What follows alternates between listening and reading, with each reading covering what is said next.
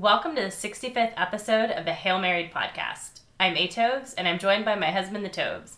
We're back to recap how UTSA extinguished the Blazers' flames at home in the Alamo Dome. Let's get started. The Roadrunners started off hot in the first quarter. We methodically drove down the field, capping an 8-play drive with a 19-yard touchdown for Robert Henry. On UAB's third offensive play, a strip sack fumble recovery by Trey Moore gave the Roadrunners the ball on the UAB 10-yard line.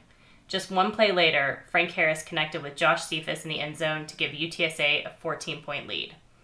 While UAB would answer back on the next drive, the Roadrunners would cool their fire by adding another touchdown reception by Josh Cephas to take a 21-7 lead. After trading field goals in the second quarter, the Roadrunners had the opportunity to take a commanding 31-13 lead into halftime, but instead effed around and almost found out, throwing a double pass at the 2-yard line that ended in an interception. In the second half, we allowed UAB to get back within 4 points before we came alive, adding 2 rushing touchdowns by Kavorian Barnes and a field goal to seal the victory 41-20. The Roadrunners improved to 2-0 in conference play, 3-3 overall. What were your thoughts on the game? So, we got to see most of the first half while we were at ACL before we went to see the main act that we were going to see. And, you know, I just really felt like it was... I mean, we'll discuss this double pass at the goal line because we were just completely shocked. And I think really it took us into the main act. It was sort of a downer. It kind of felt like, what's going on here? Like, I don't understand. Especially when it's sort of an upbeat show and you see this. Like, right. And I just closed the phone after that, and I didn't really want to see anymore because I felt like this was going to lead to, as you said, almost effed around and found out because you check back the score and you see that that UAB comes back and scores in the first possession of the second half. Right. Definitely was it swung the momentum. Yeah, it just, it just felt like it wasn't a spectacular performance by UTSA by any means, but it clear to me felt like it was this UAB team was weaker than I think that many of us thought. Right. I had thought that it was going to be predicted 45-31, the final score. And while I know it's curious to have said, well, putting up 45 points after only putting up 49 points against Temple, this is UAB. But if you really watched UAB play before, I said even in the preview, their defense, aside from their defensive line, was pretty soft. And even the defensive line didn't really pop out. There were some players there that I think could do some things. But it's kind of interesting because we listened to Alamo Audible, and they had John Duncan on from the Blazer Victory Pod, who we're actually going to quote here a couple times within this episode, because he stated that they had changed their defensive formation. So I guess they came out in a 3-4. They realized they don't have the personnel to run it, so they switched back to the 4-3 against South Florida. And of course, they blew out South Florida. And they also had put their defensive coordinator in the press box, similar to what we did with our offensive coordinator. Yeah, so obviously there's some things there going on. But the question that I thought John asked was, are we going to see the same team that we saw last week, or is it just going to be sort of a one-off, as essentially just kind of paraphrasing him? And that kind of felt like the same question for UTSA, but I think in this case, you saw an offense that just kind of continued to body blow UAB on offense, whether it was rushing it, wasn't like long explosive passes like against Temple, which really you didn't need. Right. It was really just controlling the trenches, which, both the UTSA offensive line and defensive line did and won this game with. But for the most part, I thought, UTSA again on offense was just attacking those linebackers and safeties, kind of like we had talked about. And, I think that's eventually what just wore down this UAB team. Yeah, I mean, I expected this to be a high-scoring game, but I thought that both UTSA and UAB would score a lot, just because I wasn't sure really on our defensive side, how we were going to play. We saw Trey Moore get injured in the Temple game, and, he just didn't seem as explosive when he came back in. He seemed like that injury was really bothering him. So I was pleasantly surprised to see him just really play so well and kind of looked like he wasn't really being bothered by that ankle injury. And then Danye was playing really well, and you could tell that he felt, much healthier. So, that really limited kind of the ability of UAB to score on offense in a way that I wasn't quite sure that we would be able to do. But like you said, I knew that UAB's defense wasn't going to be great. I mean, remember those 2 quotes that I shared in the preview? It said, their defense might as well act like a traffic cone, and their defense couldn't stop a turtle. Well, that was definitely the defense that we saw in this game compared to what we saw with South Florida, which really I think is just more a testament to South Florida and really how they're playing right now. And it's kind of a shame because it feels like they've taken a few steps back, but it's also because, honestly, I mentioned that Trent Dilfer was going to have to bring in some talent, and he does. They lost some guys. That was, it's always tough. Obviously NIL and everything. Not to have to go in through all that, but this is why, he was brought in. It really wasn't supposed to be a reclamation project, but it became that because of the fact, too, that he needed to find the players that fit what he wanted to run. And that was another thing that, John Duncan had said on, the Alamo Audible pod, which was essentially it looked like they had to pare back into something that the players were comfortable instead of really being stubborn and saying, no, we're going to run it this way and that's it. There's not going to be any other way. If we remember back to what Traylor did when he first came in, he had a vision of what he wanted to do on offense and defense, but he pared a lot of that back because he wanted to make sure that it fit the personnel that he had. Yeah, I mean, he tried to go up-tempo those first couple of games and then realized, that wasn't going to work. Yeah, and it was a speed racer up-tempo. Yeah, it was super high up-tempo, yeah. And the problem here for UAB was that this offense just wasn't able to execute as effectively. And because of it, it cost them more time on the field for their defense.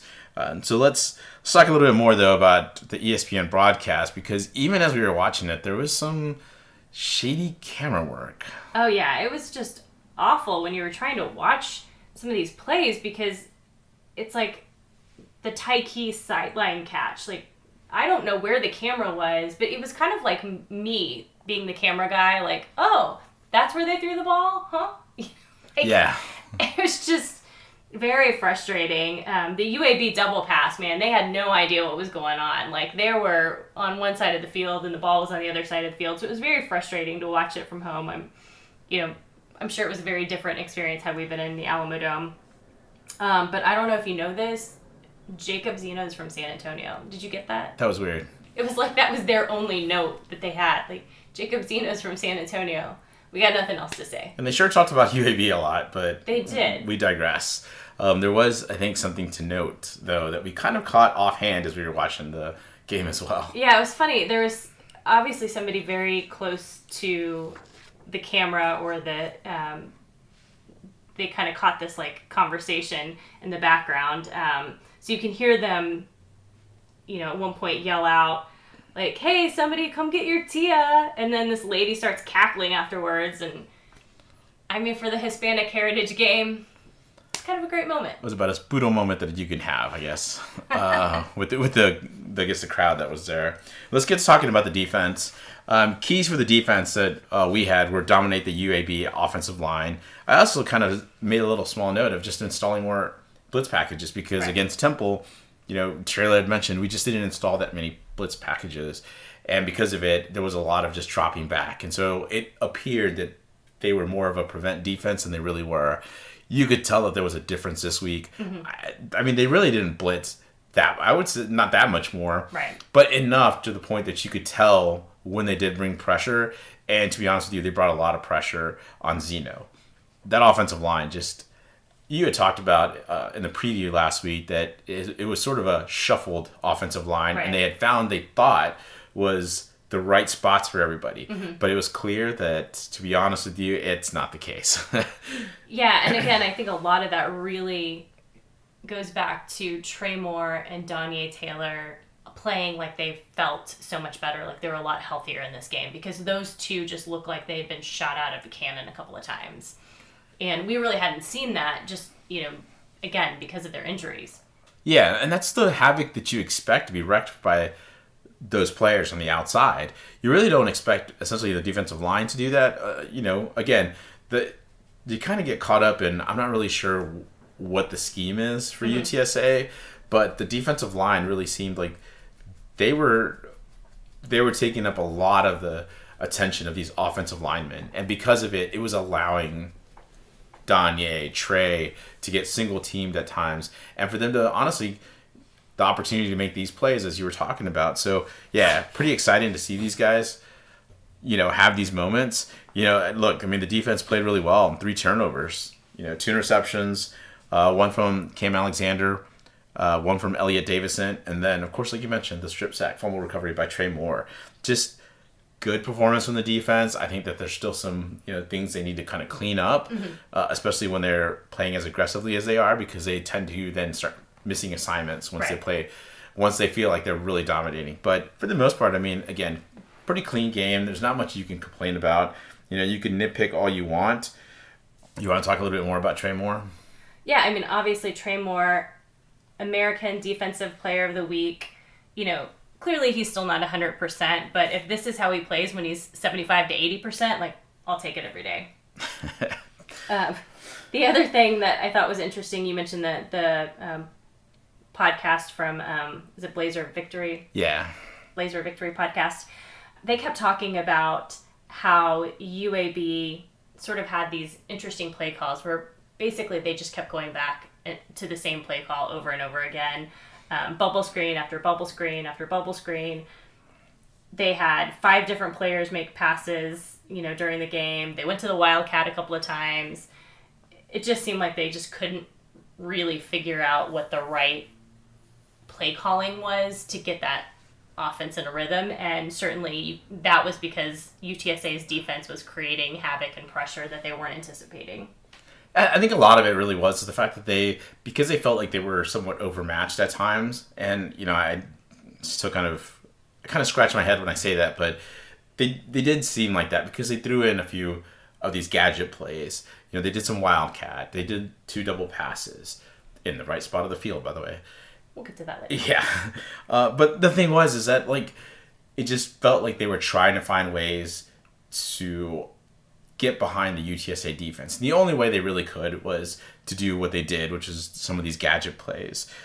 So, overall, I think there's a lot of good things to take away from this UTSA defensive performance. But I also think that, we have to be careful here because it's been sort of this weak Temple offensive line, slightly stronger, but still weak UAB offensive line. Things are going to start getting interesting as we go this coming week against FAU. Much stronger offensive line. Right. We'll talk about it in our preview, but this is going to kind of get interesting. It felt like we've got a nice warm-up to the AAC conference season. So let's talk about, we're 6 games in. I know it's weird to say. Yeah, halfway through the season. This UTSA defense is ranked 91st overall in the nation in defensive efficiency, and 9th in the AAC. What is defensive efficiency? Is essentially how much they contribute to the overall final score. And, obviously, you're going to take a bunch of hits because of Army, because of Tennessee. Mm-hmm. But you'll also take some hits, too, because of Temple, because of the way Temple was really, just kind of eating up this defense at times. I don't think this defense is necessarily bad. I've said it before, there's a lot of talented pieces, but the question really is, how do they play together, and is it only really against some of these weaker offenses? In my eyes, from this season, I've seen Brandon Manderson and this defensive line. Obviously we lost Brandon Manderson after 4 games last year. Right. Defensive line looks fine to me. There have been so many times where, we've kind of heard otherwise from UTSA, especially Coach Traylor said that, well, wanted to challenge them. But to me, that was really trying to get them up and ready to play against a Temple and against a UAB. And, honestly, I don't know that there's anything that I could have asked more from this defensive line at this point. Aside from, sure, you could say, well, they didn't get any sacks. Well, they didn't, not knowing what the scheme is like, it's hard to say, is that really what they're supposed to do? I mean, I know they're supposed to put some pressure on the quarterback, but I really feel like that's got to be the outside linebackers. In this game kind of exhibited defensive line did their job, and because of it, you had the outside linebackers coming in. Now, there is a name that we really haven't called at all this year, and it's kind of odd. Yeah, we really haven't talked about Jamal Ligon at all. We're used to hearing his name associated with at least a couple of really big plays every season. Not sure if that is because he doesn't have Trevor Harmanson next to him. They've kind of been going through this rotation of Avery Morris, Martavius French. Although it seems like Martavius French is doing well, at least statistically. But for some reason, it just seems like Jamal's been pretty quiet this season. I'm not really sure what the reason is for that. And even then looking at some of his PFF grades, it's like, it's been about the same. So, Yeah. But it is odd, like you said. There always feels like there's a couple plays here or there where you're like, wow, Jamal really had a big part in that. So, we'll see. Maybe the second half of the season, we'll see a little bit of jump in performance. Also want to talk about the emergence of Jamori Robinson. He's been essentially on the defensive line, but I would say that he's also been an outside rusher. Right. His play, I think, has been quite key to this UTSA defense. You got this long-arm dude, this tall long-arm dude that's really doing some damage.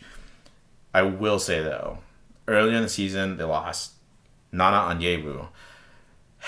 And, didn't think that it would be a huge loss. And it's not to say that he's not a key player. But it feels like as the season wears on, we're going to miss, again, his length. Mm-hmm. Sort of something we probably could have seen. I don't know. I'm just going to throw it out. But you could have had Nana and Jamori on opposite sides. Right.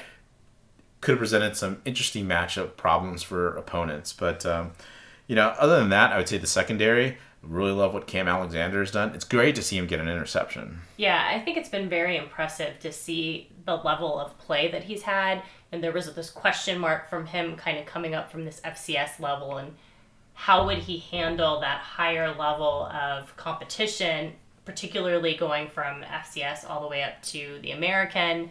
Elliot Davison's played well. He played well in this game, but he's been a key piece throughout the season. And also he's come from UAW up to this level. And so both of those guys, I think it's been really good to see them play well at this level of competition. So it'll be interesting to see, I guess, when we do our end of the season, mm-hmm. we look back at the comments we made now and say, how did the defense progress? Right. Let's move on to the special teams.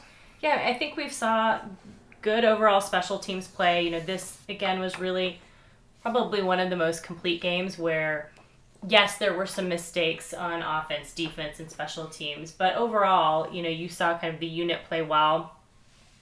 Chase Allen, he makes this, I think it was a 46-yard field goal initially. That was one of his longest, or maybe his career longest at the time. Then you see him make this 53-yard field goal later on, which is now his career long, ties for the program long with Sean Iano. And then you see him miss a 33-yard field goal, which was just, He got cocky. That's fine. Yeah. I mean, it would have been good for me because I would have been like, oh, hey, look, I predicted 45 points and right. we got 44. So thanks, Chase. Thanks for blowing my prediction. I'm kidding, though. But, overall, just seeing him come in, be a solid kicker after Hunter Duplessis, Jared Sackett, we weren't really sure what that was going to look like. And it's turned out to be very consistent. Again, it's not like Jared and Hunter never missed a field goal either. Willie McCoy getting this 58-yard 58-yard kick return. It was just really impressive to see him come in and emerge as that kickoff return specialist. And, with him and then Chris Carpenter, Josh Cephas, those three, you can kind of put any of them in and, they're going to be very consistent. And I mean, that's what we've needed, right? We've mm-hmm. needed some dynamic playmakers returning the ball. And I think it's, now the fourth year in Traylor's tenure, but it's taken up to this year to finally find those players. Yeah, and then one play that I think we caught, probably fairly underrated, was on one of the kick returns, Tate comes in and he blows past Rashad, who looked like he was probably going to be the person to take the returner out of bounds or maybe make a tackle. And Tate comes blowing past Rashad, spins him out of bounds. And, again, it was just kind of like that moment like we would have seen from Hunter Duplessis, right, where he oftentimes had to tackle a kick returner. it was just great to see that kind of underrated play from Tate. You know, I don't think there's a lot of kickers that go and get physical, but it looks like Tate might be Right. the dude that does it. Let's go to the midseason review. We ranked 61st overall in the nation and 10th in the AAC in special teams efficiency. We're just not really getting a lot of points from there. You know, Right. a lot of it is because of the fact that, you know, we're not getting a ton of returns. You know, obviously, and what I mean there is just not getting touchdowns. You know, and then we're just not getting a lot of opportunities for field goals. That's, again, kind of goes back to the offense, in my opinion. But, of course, you know, you can make the case they've had shots to get, you know, some points because of field goals that were missed. I will say, though, and it's hard. We're really hard on, you know, Traylor at the beginning of the season because that Houston game, you know, had some rough special teams moments. Looks like, you know, the moment got too big for a lot of the coverage teams, but there has been quite a bit of improvement. Again, have to temper it by looking at some of the teams that have been played here lately and say, look, you know, it's good to build momentum. I'm not trying to, you know, kind of put a damper on this team, but I'm saying, like, as we got to make sure that we understand too that we need this momentum to get us through some of these tougher games, especially against FAU. I will say though, I know we've talked about the kickoff returners, but man, like you said, Willie McCoy looks dangerous, and it feels like anytime he's gonna touch that ball, he can take it back, which is terrific. So, you know, hopefully he does. I think it's getting close. He had a big return against Temple, and then he had a return here. It's going. He's knocking on the door. So. Right. Let's go to the offense. All right, keys to the game were attack the UAB's linebackers and safeties with the run game. Hey, both passing touchdowns were right across the middle. Weird, huh? Yeah. Attacking the middle. Absolutely gashed the UAB's defensive line. We ended up with more rushing yards than passing, 183 to 177. And, you know, Robert Henry was just running through this UAB team. You know, looking back at the Temple game, scored on 7 of 12 offensive drives. In this game, scored 7 of 11 drives. Again, we've talked about the weakness of Temple and UAB's defenses. However, I like the way they've got Frank going here because Frank's really just being a nice distributor. Right. It's like if you watch a basketball game and you see a pass first point guard just setting up all his teammates, getting the ball in the right spot and helping them score, right? So, you know, whether it's the right handoff, making sure he looks at the defense, reads it well, you know, he's been doing a very good job, again, building this momentum, especially at this non-conference that we've talked about so many times that hasn't been great. Let's talk a little bit more about the running backs. So I mentioned Robert Henry, but there's been some talk about, like, well, who should be starting and who shouldn't. Yeah, definitely. And, you know, I think there's a few people out there who maybe think that Robert Henry should be, you know, running back one. I think maybe even Greg Luca asked the question of Traylor, you know, and Traylor had kind of talked about how Kavorian and Robert Henry have very different skill sets. And there was a great comment this weekend from our friend Big Brown about kind of the difference between Kavorian and Robert Henry, and I just felt like it needed to be said on the podcast. He said, you know, sometimes you want to punch him in the mouth, and sometimes you just want to avoid the fight. Kavorian's the punch him in the mouth guy. I mean, he's the one who seeks contact, and then you've got Robert Henry who avoids the fight and kind of, you know, is explosive and runs around the contact. So I just thought that was a great analogy for those two and kind of their different skill sets and what they bring to the table. Which fits well. I mean, we're not saying that Robert Henry isn't tough, but it fits well, especially when you remember one of his early runs in the first quarter on the first drive where he hurdled a linebacker. Right, and I wanted Kavorian to have that skill set in the Troy game, because if he would have hurdled that defender in the Troy game, he probably would have gotten a touchdown. But anyways, I digress. It feels now much more that Justin Burke has gotten a little bit more comfortable and really wants to attack the defenses, but also be judicious with it. Pound him with the run a little bit, but then hit him over the middle with some of these slant patterns. And it's getting some chunk plays. Even though we didn't see a lot of like big pass plays tonight, you know, or I'm sorry, the night of the UAB game, it was still the running game that really had, I think, the effect that was needed, which was really wearing out this UAB defense that, you know, honestly, you know, by the end of it, it just felt like they were just kind of a little woozy and we're just hoping, like, let's just get this game over with. Right. All right, we talked long enough and tried to skirt around this, but let's talk about that double pass. Yeah, I did not have a Josh Cephas interception on my bingo card, but I can't put the blame on that on Josh. We were on the 2-yard line. We had 2 timeouts. I mean, Traylor even said, look, we got too cute there. But honestly, we really could have just run the ball or thrown to Cardenas directly, who was wide open at that point. When you really go back and you think about this, it's like, okay, I'm not going to put this breaking down on Cephas. Because either this was a bad call by Burke and Traylor allowed it, or it was a bad call by Traylor, which he claims that he's the one who made the call. Whatever. So it's either on Traylor, it's on Burke, or you kind of question, like, Frank, and why didn't he audible out of this? If Frank knew, hey, this probably isn't the best play, but maybe he just didn't feel comfortable audibling out of it. Like, do we have this kind of groupthink going on where everybody's just going along with a play that, I mean, everybody from the outside is like, why are you doing this on the 2-yard line? But yet we had Traylor, Burke saying, yeah, let's do it, and Frank going along with it. What else is going wrong that we have this kind of groupthink mentality?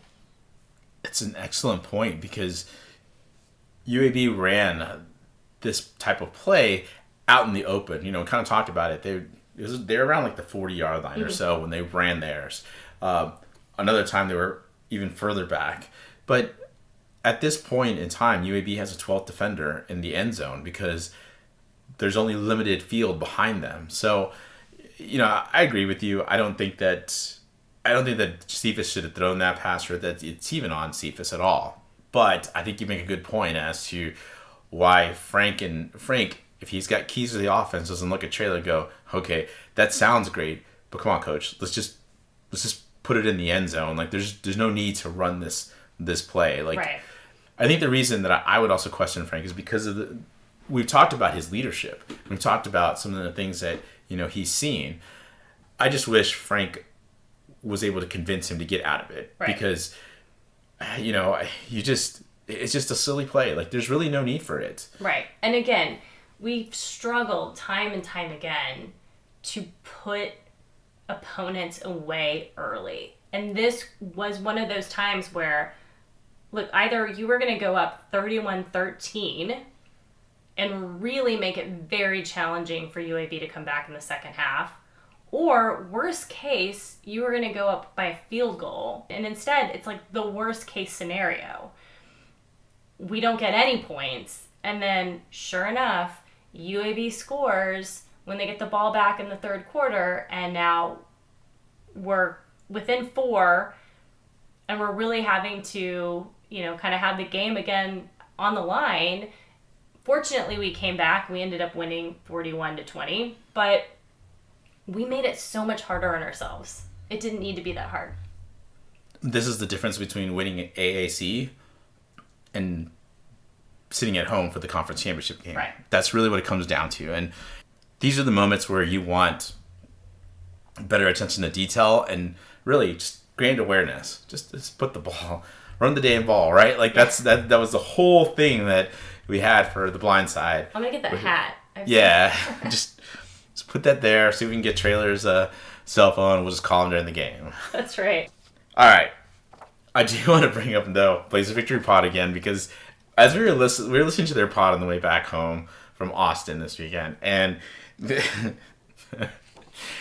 Darian on the Blazer Victory Pod had this funny quote. If you want to go ahead and give that one, because I don't know that I can't stop laughing if I say it. Yeah, he just he was getting very frustrated by the fact that UAB wasn't making any adjustments on the defense, and he was like, it was like our game plan was just try harder on the next time.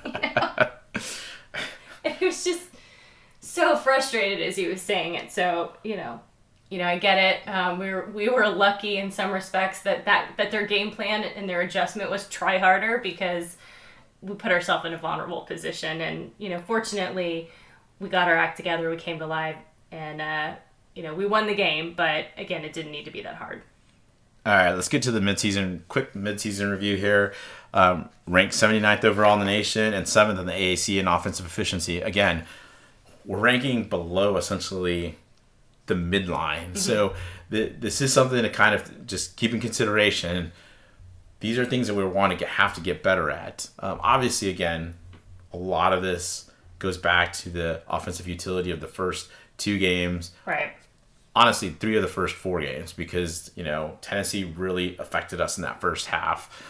Did better in the second half, but, again, not enough to even get close to challenging Tennessee. Mm-hmm. This offense, as I kind of mentioned before, is really starting to attack defenses, and I think that's really going to affect the opponents. But I really felt like early on we were playing not to lose or not to make mistakes, and it just became predictable. We've talked about it so many times. It was just bubble screen after bubble screen. Run up the middle, bubble screen. We weren't trying to spread the defenses out. We would run some routes to try to spread this defense out, but the problem was that it just wasn't. It wasn't forcing the defense to do too much work because we only did it occasionally, is what it felt like. I do understand that injuries to the offensive line and Frank limited the offense, but it's obviously clear now that Traylor was not comfortable with Eddie or Owen starting in Houston. And I still think that he should have given Frank more time to heal. He knew that all these injuries were there. And we've talked about it before. We didn't know that Frank was this injured going into the season. We didn't know the offensive line was this injured going into the season. And they're still kind of recovering from some injuries. But, even to that, it's still puzzling to me as to why you wouldn't just say, give your guys one game at least to kind of get healthy, and let's come back for Texas State and let's just make sure. It's what you ended up doing anyway. You ended up punting on the Houston game, on the, on the Army and Tennessee game. So it's one thing if you say your story is we're going to try to win every game, but then you then come back and now they're saying, well, you know what, the non-conference, we're trying a lot of things out. Well, which is it? Are you trying to win the game, or are you just trying some things out and being like Matt Campbell, starting slow? Right. I'm using the Iowa State reference, obviously, but starting slow. But at least with Matt Campbell, that's what's going to happen. Right. This isn't what's happened before with Traylor, where he's tried a lot of things out, because he's never said that before. Let's go to the coaching midseason review. I'm not going to go in on Lep. I just have to say that he fooled me with the first 2 games. He returned to his old self. He just looks like a really good defensive coordinator when he's playing against a weak offense. Right. And he looks average against talented offenses. And that's a problem as we move forward. But, this is, again, as I said last week, this is who he is, right? This is what his defenses are going to be like. Justin Burke seems to be kind of growing into the position, but he also feels like he's just taking a lot of time to get comfortable here, even though Traylor told us that Burke was heavily involved in game planning and play calling prior to becoming the offensive coordinator. Frank is looking better. Frank is getting stronger. I wonder if the teams are going to start blitzing Frank more now because, Temple and UAB pretty much sat back for the most part. So, it's clear that he's not going to be as mobile as he's been in the past. So I would expect that somebody else, Tom Herman at least, is going to pick up on that. Right. And I think that that's something that Justin Burke is going to need to pick up on as well. Right. To me, again, when it comes to these coordinators, though, it feels like, man, there's this line between internal promotion and searching outside your organization. And to me, I get that he's loyal to these guys. He's loyal to his players, loyal to his coaches. But come on, man, you've got to at least think about looking outside, of the UTSA coaching staff, because it's how you're going to get better. Right. And at some point, the competition is going to continue to develop. This year, we're in this unique position where so many of the teams we're playing against have new coaches, new staff, young teams. That's not what it's going to be like year after year. So we're going to have to elevate our talent. And at some point, that's going to mean bringing somebody in from the outside. And again, that's not to discredit the talent that you have, but you should always pick the best person for the team. And sometimes that's going to mean infusing talent and infusing ideas from the outside. It's a great point. we can continue to elevate the talent of the players, but the coaches have got to have the same accountability. Final thing is on Traylor. I think he's done fine, but he's been so grumpy. He's not used to losing, and to me his motto of don't matter, get better, like he hasn't really followed that at all. It's just been complaint after complaint. Well, we did this or blah, blah. It's more like, it's not don't matter, get better.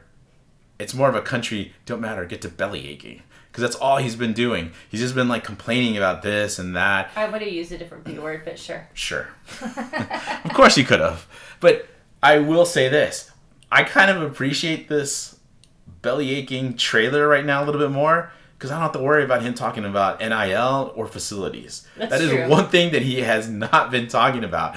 And it feels like this is what he should have been talking about anyway the last couple of seasons. And, over all this time. Talk about your players. Talk about some of the improvements, that you guys, the players can make and the coaches can make. All right, let's get into talking about FAU. UTSA opens as a 3-point favorite. But again, we've never beat FAU. True.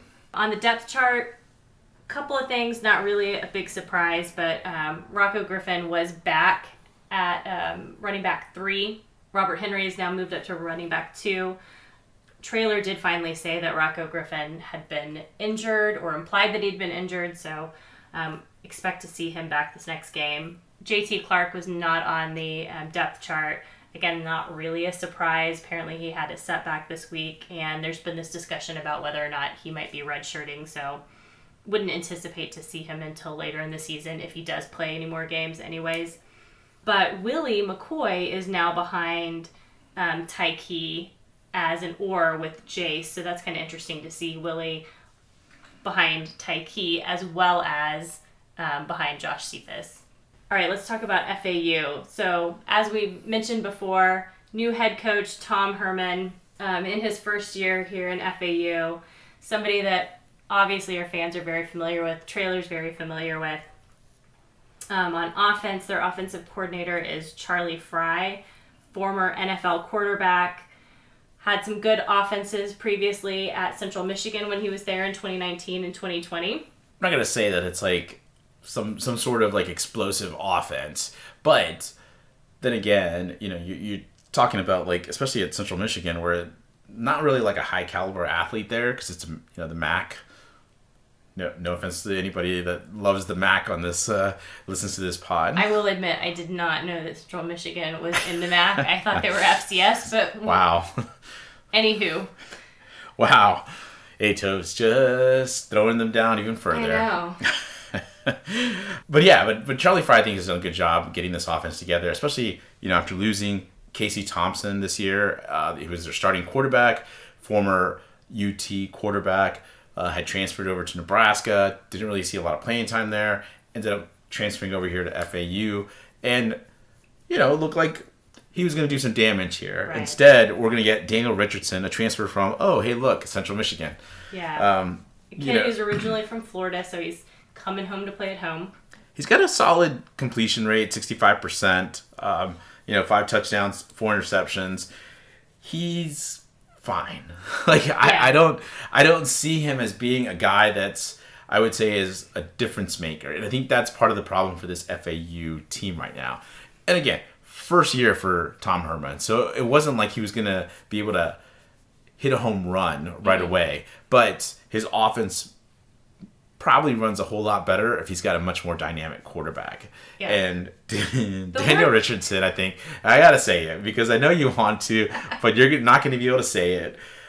First thing that Ato said when she saw Daniel Richardson was, "Oh man, he's got a dad bod." He's kind of good. Yeah. He's a solid kid. That's 5'10", 210 pounds. He's solid. Hard to take down is what you said. I don't know if he's hard to take down. I mean, it's just, I don't know. I'm going to stop there. The thing is again, I wouldn't say he's necessarily dynamic. He's just fine, like I said. What they do have that's great is LaJohntay Wester, 5'11", 167-pound junior. He's one of the top in the country in receiving yards. They put him all over the place, to be honest with you. one thing that Charlie Fry and Tom Herman, especially Tom Herman, Herman's really good at finding ways to get his playmakers the ball. And they mentioned in the one of the last broadcasts that we watched, they had Wester just moving around the offense. They were setting him up in different areas, trying to make sure that they could essentially confuse the defense and get them some good matchups. You know, Justin Burt kind of did the same thing with Josh Cephas earlier this season. They were trying to move around Josh, trying to see if they could get him inside, get him outside, whatever it took to figure out a way to, get Josh open. Wester's got 62 receptions for 622 yards. He's got 3 touchdowns, but man, that's not the only place where you're going to see him. You're going to see him on punt returns, and he is electric. Yep. All right, so the other big weapon they have is Larry McCammon, running back. He's a super senior. One of the things I told Atos as we were watching is I'm not really sure what McCammon is. Is he fast? Is he shifty? Is he just a solid runner? And I think that's what it really comes down to is he's a solid running back. He's not flashy. He's, I would say, maybe a poor man's Sincere McCormick. Mm-hmm. Sincere, though, was a little more solid, was a little tougher to bring down. Right. McCammon, he just seems thin. So, maybe I'm just haven't seen games where he's been super explosive. Yeah, but you also will see with Daniel Richardson is that, again, he's only a couple of games into playing. I think this will be like maybe his 4th game starting. And, so he's trying to build those relationships with his receivers, and you'll see a lot of throws going to Larry McCammon as a running back. He's kind of, at times, like their 3rd receiver. So you'll see Wester and McCammon kind of like as their 2 star players. So a couple other names that you'll see out there, but for the most part, it's going to be Wester and McCammon. Yeah, one of the big things you noticed was once Casey Thompson got knocked out for the season was that Richardson specifically mostly throws to Wester and just hands off to McCammon, or throws out in the flat to McCammon. Mm-hmm. There is not much. There really aren't anybody else that he is looking for. Right. That's it. One thing we have to talk about is the offensive line, though. They've only allowed 9 sacks so far this year, so they've got some good rated offensive linemen. And this is going to be a challenge for this UTSA defensive line.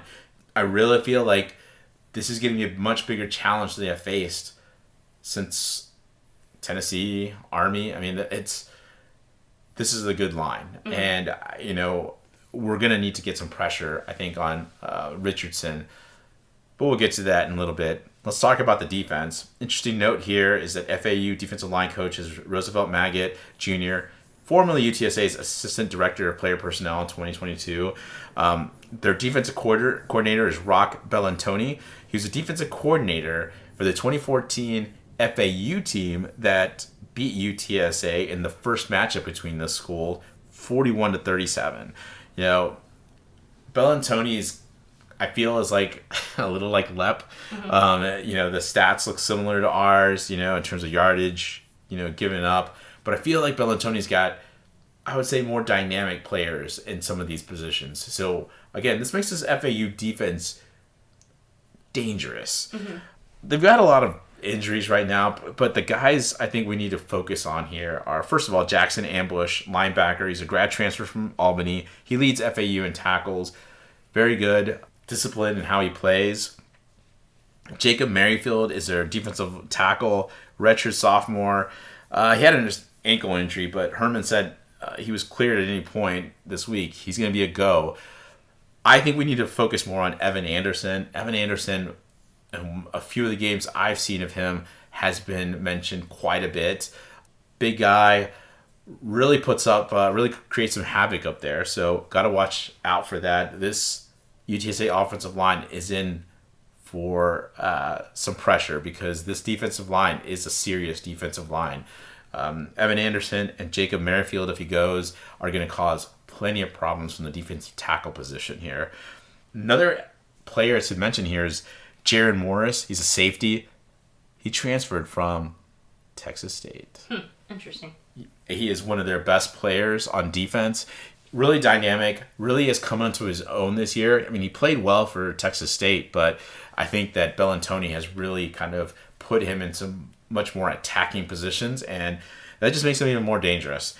He's done really well in terms of coverage and in pressures. Linebacker Jalen Wester, yes, much like LeJounte, this is LeJounte's brother, another good linebacker, really highly rated. He's done really well in terms of his play at the linebacker position. So you've got Jackson Ambush and Wester right next to him. This Wester family has another brother, an older brother that actually plays on the team.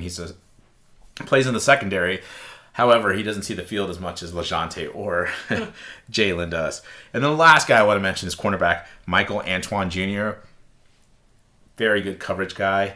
I really feel like Bellantoni is going to get Antoine locked up on Cephas. All right, let's get to the keys to victory. For the UTSA offense, we need to win in the trenches, which sounds so easy, but I think is going to be key, because if we allow this FAU defensive line to essentially take over this and really beat up our offensive line, it's going to be a very long day, not just for our running backs, but a really long day for Frank. The other thing is, I think we really need a big game from Devin McCune. I know that he's just a freshman. He's had some really good games, but I think he would add a whole lot of pressure to this FAU defense if he can get behind them and, Frank can deliver the ball to him. I know that's easier said than done, but I have to admit that I think it absolutely can be done, because McCune is that special of a player. On defense for UTSA, they need to contain LeJounte Wester. Both of us have watched Wester, and we're like, that is just a guy there's a electricity to him that I would love to have seen maybe on the UTSA roster. Yeah, and I think there's a drop off after him. Absolutely. That's the thing. If you can contain him, not that the other guys can't have big plays, but they're definitely not as explosive. That's a good point. I mean, there's a lot more depth on the UTSA wide receiver core than there is for FAU. Look for that to change on the offseason with Herman taking care of that. The last thing is getting pressure on Richardson. If our defensive line shows up and really plays a heck of a game and opens some of these pass rushing lanes for our linebackers, I can't see how this doesn't turn into Richardson making some ill-fated throws. And for Cam Alexander, Nick Fortune, DeJuan Griffin, Elliot Davidson, Rashad Wisdom. Stop me if you don't want to hear any more secondary names, but these guys will be having a field day in terms of getting some interceptions. Mm-hmm. And Richardson, as we mentioned before, has thrown 4 interceptions on the year, so he is more than capable of making some mistakes. But again, it might take Trey and Jamori to take him down. Wow, we're going back to that. Solid dad bod. All right, and let's move on to the predictions. I will go first so you can collect yourself. Okay. Look, this is a tough FAU team that Tom Herman is definitely going to have ready to play against this UTSA team. It's about as evenly matched an opponent that I've found really for UTSA. Mm-hmm. And I'm going to go all the way back within conference play to UAB in 2021, the one that we won in the Alamo Dome, to essentially win the conference. This FAU defense is going to give this offense some fits. We've already just gone through some of the players they have, and there's just so many players. They just pop out at you, and I think their offense is going to challenge UTSA's defense to be disciplined, and that's something that we've struggled with in the first few weeks of the season. In the preseason, both of us were uneasy about this game, but we also thought it was going to be Casey Thompson there. And I think if Casey Thompson were here and, the events were all the same, I would say this is going to be a loss. I mean, that's just the way it's going to go down. But I think, I know this is going to sound bad, but I think we both felt great about the fact that Casey Thompson went down for the season. Not because we hate Casey Thompson, but because of the fact that it really gave an opportunity for UTSA to have a better chance to win this game, as opposed to having, this top-notch quarterback there. I think the difference comes down to Frank Harris versus Daniel Richardson. And to me, Frank is just better. Mm-hmm. And because of it, I think he'll lead UTSA to their first victory over FAU. Give me UTSA 24-23 over FAU. Whew. All right. Well, like you said, we have never beat FAU. The only time we played FAU in the trailer era, I questioned whether the team mentally got off the plane. While FAU has this new head coach and a new quarterback, this really wasn't a full rebuild, as you mentioned. There are a lot of key skill players that are returning. They're the most talented conference team that we have played so far, and I think this is really going to be the measuring stick for where UTSA is right now. We'll again need to come out and have a fast start. We need to have a good game on all three phases of the triangle. On offense, I think we need to take advantage of the fact that FAU's defense has injuries, and we need to wear them down. On offense, I feel like we need to take advantage of the fact that their quarterback is good but not great. Because we struggle to put teams away, I think we're going to let this game get very close. Give me UTSA 31-27. Before we go, let's talk a little bit about some of the other games that took place in the American this past week. Okay. North Texas beat Temple 45-14. But before you get very concerned about that, kind of wonder what happened, E.J. Warner did not play in the game. Well, that explains it. Yeah. Apparently, he took one too many lickings in his game against UTSA and needed a week to recover. It happens. It happens to the best of us. Tulane beat Memphis 31-21. Interesting thing here was that Memphis was up 21-10 at halftime, but they allowed Tulane to mount a comeback. The 2 interceptions by Seth Hennigan, I'm sure, didn't help, but it's just disappointing to see that Memphis just kind of fell apart in that second half. Tulane's a really good team. Yeah. They made adjustments to what they saw from Memphis, and they shut them out in the second half. I mean, sure, he threw those 2 interceptions, but there wasn't just 2 drives, right? So well, and one of the interceptions was in the first half too, so. Right. So, I mean, the thing is Tulane doing what Tulane does. I mean, they're just a really good team. Yeah, I was just hoping Memphis would do us a solid there. Yeah. And then SMU beat ECU 31-10. A little bit surprised that SMU didn't score more points, to be honest with you. They seem to be in a rhythm, but... Well, SMU is still kind of stands out to a lot of people as one of the top teams in the AAC. I just don't see it. Like, I don't think that the gap is that large. It feels to me more like the Tulane and the rest of the AAC's gap is much larger than anybody to SMU. I think SMU is just going to benefit from the fact that they don't have to pay Tulane and they don't have to play UTSA. Yeah, that's true. All right, in volleyball news, they split games against North Texas. The first game, North Texas won in straight sets, but then in the second game, UTSA took it down to the wire, ended up winning 3-2. Their next 2 games are at home against Tulane. So if you want to come out and support the women, Friday at 6 p.m. and Saturday at 2 p.m. are their next 2 games. On soccer, UTSA earned its first American Conference win, 2-0 over Temple. And then they tied UAB the week before that, 1-1. Yeah, the UAB game was actually kind of interesting because UAB went down to 10 players after a player got red carded. But it came after UTSA had scored, so it just kind of sucks that they weren't able to get that second goal against UAB. But, there's just been a lot of close matches against UAB. Temple looked okay, but UTSA really took control of the midfield. A lot of the midfielders that we've talked about before did a great job of neutralizing Temple's midfield. And, honestly, UTSA, what I really liked about it was the fact that Jordan Walker, we kind of talked about like she's been a hold-up player, which means that she kind of like posts up, right? Like she's got her back to the goal, she receives the ball, and then she either turns and makes a move or she dishes off to, a player that's coming on a run.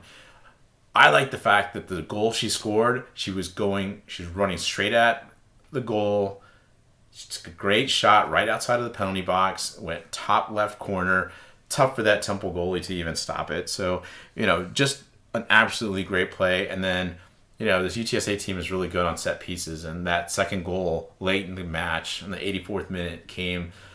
Michelle Polo knocked it in for her first goal ever. So, yeah, just absolutely great. And, Jordan Walker scored against UAB. Jordan Walker scored against Temple. Jordan Walker ends up winning AAC Offensive Player of the Week while Jasmine Kessler, the goalkeeper, won a weekly honor roll honors. So, just a really good week for, our UTSA soccer team. I think, they're trying to make a charge towards, the AAC tournament, and it'd be great to see them find a way to make it in. Yeah, their next 2 games are at home. So Thursday night at 7 p.m. against FAU is their senior night. And then Sunday, 1 p.m. against South Florida is the Pink Out game. The Pink Out game. That's also a return of Anna Suter, who had transferred from UTSA. So that'll be an interesting match. Absolutely. All right, one last thing before we go. Went to the basketball tip-off event. Both of us had a great time at it. Thought RAF did a great job putting it on. Got to recognize, though, Coach Aston and Coach Henson, because of the fact that we normally, at these tip-off events, at least the ones that we've gone to, there's been like 3 players there. And it's the 3 players that they interview up there with Uncle Andy. Not this time. They brought in the entire teams. So it was really kind of a cool opportunity to talk to the players. And, not like we got a chance to talk to all of them, but we were able to, we sat down at a table with some of the players. First, we joined the women, who were Sydney Love, Sienna Gudadaro, Maya Linton, and Alexis Parker. And then we were joined by a couple of the men's team players, and Blessing Adespe, I think that's how you say it. I'm sorry, Blessing, if I say it wrong. And Isaiah Wyatt. We had a lot of fun talking to them, really giving us some insights on how they got to UTSA. Obviously with the guys, there's been sort of a journey to get here, I guess you could say. Yeah. It's definitely interesting to hear, why they came here, how they got to UTSA, what they were enjoying about it. It's just good to see a little bit of their personalities, get to know them a little bit better before we watch them on the court. I will finish with this, though. I had to say a nice little shout out there to assistant coach Jamie Carey. We spent some time talking with her, and she was really nice. She took a lot of her time to talk with us before the event really got started in terms of having the interviews with the players. I think some of it had to do because you told her that I took a statistics class with her. Sure, yeah. in the last 8-week session. But, I found it even better to know that she's just as big of a stats nerd as I am. Absolutely, yeah. They spent a lot of time talking about their different stats and what they were doing with, or what they wanted to do in the future with athletic stats. So it was pretty interesting to hear them talk. It made sense, when I kind of heard that she was doing a data science certificate, because I think there's a lot of stuff that they could do to mine some of the data they get and turn it into something that they can help the team with. All right, well, I think that about wraps it up for us here at the Hail Mary podcast. I'm Atoves. And I'm the Toes. We'll be back next week to talk about our win against FAU. Birds up.